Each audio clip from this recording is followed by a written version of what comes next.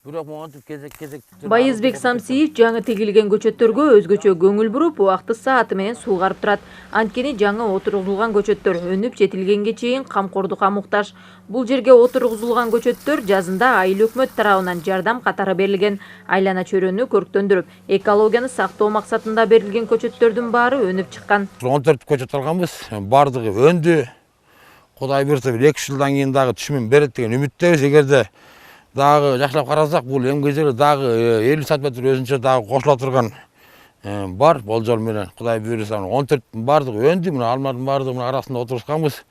Бардыгы жетиштүү, Кудай буйрса болгону муну убагында гана фототиптен арылтып, суу куюп туруш керек, муну типтерин бошотуп.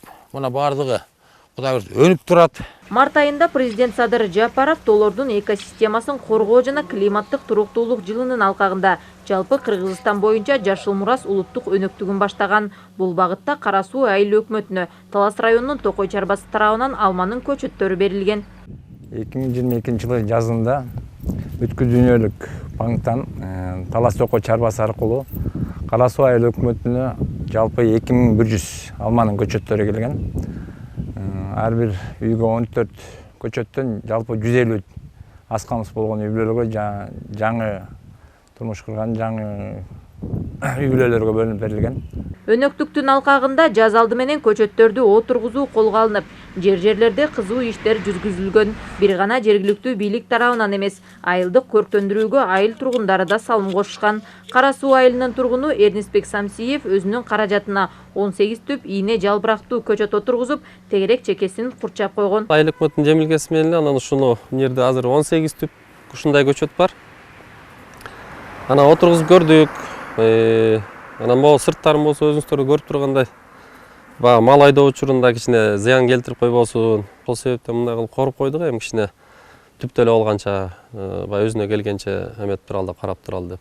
Өнүмү жакшы, Кудайга шүгүр. Биз ушул жазда отургузганбыз. Жаңылбасак март айында болсо керек эле.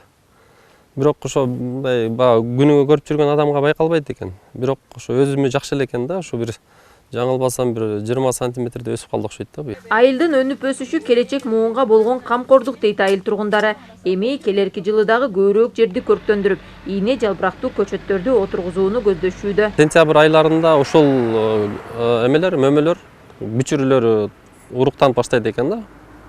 Ушул дарактынчы. Анан ошондо алып туруп эле өзүбүз себип ала турган болсок, бир кичинекей эле жерге бир топ түптү батырганга болот экен да.